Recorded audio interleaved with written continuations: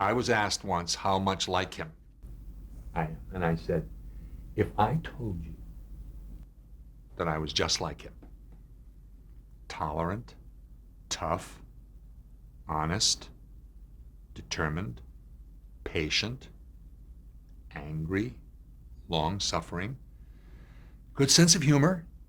He tolerated a great deal of goofy stuff. People would say he was so stern. I'd say, have you ever noticed the smiles? Check out the smiles. Don't be misled. Don't presume because of some big impression that you got the entire impression, because you didn't, if that's what you're saying to me. Because I can prove it to you. I can turn on any episode for you and show you. Guy who understood other people and was determined to do the right thing, no matter what anybody thought, but treated people with dignity on every level. Never talked down to anybody. Dealt with some difficult women and very many difficult men on various levels, from gang leaders to the mayor, and knew how to adjust. I said, if I told you I was just like that guy, I'd be bragging, wouldn't I? Well, I am. No. I'd say, I mean, who's like that guy? The guy doesn't exist, you know? But he does exist. But he is who he is, and no matter how much you describe him, how many things you say about him, that doesn't describe him. He's whatever he is for you.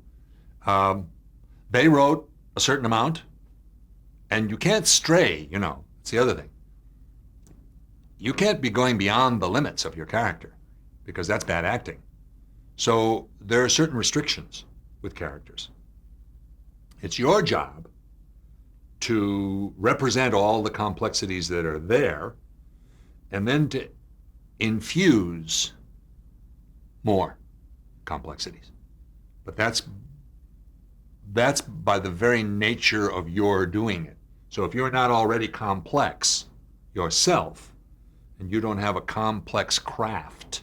Somebody once said to me on another short life series I did, Missing Persons, what you do as the producer back at the network, the network head, it's intricate what you do. And I said, oh, I like that. That's nice. I like hearing that. So are we doing something else together? No, haven't heard from him since. I said, intricate. I like that. I always say it's simple. Well, simple but complex. I like to think that my work is intricate, that it's not just and yeah. It's more than that. There more things happen. I did say to them in the beginning, you have made this fellow articulate. And Halbert showed me a tape, by the way, of a real guy who was their model. He left New York City, smart, to go to Minneapolis or someplace like that, some more rural setting, to become a police chief.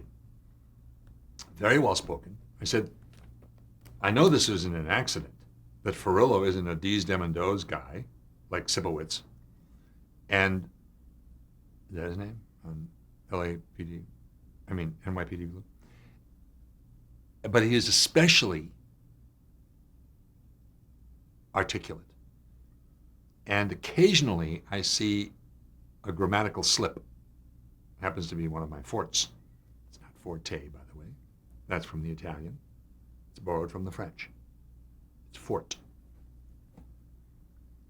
And they said, no, oh yeah, we know. I said, you know, how do you know? They said, well, okay. No, fine. I said, may I do that? Because Bochco, I told you, wanted nothing changed. He's right. We are it. Divine Right Emperor, President, Pope, Rabbi. He's a good rabbi. He likes being a rabbi to people, so to speak. But I said, okay, fine. Good, thank you. So occasionally, well, I have a whole battery of writers, and they're not noticing every teeny detail. And I'd say, this really should be phrased so-and-so. And, it is I, not it is me.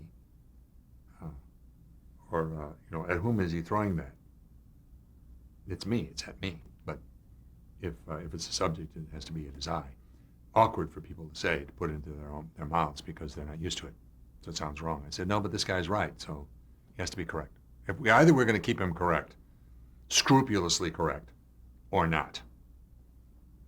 And since they chose to do that to begin with, that's the way he was played. So. That's all. Only to that extent.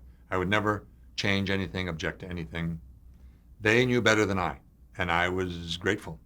I told you.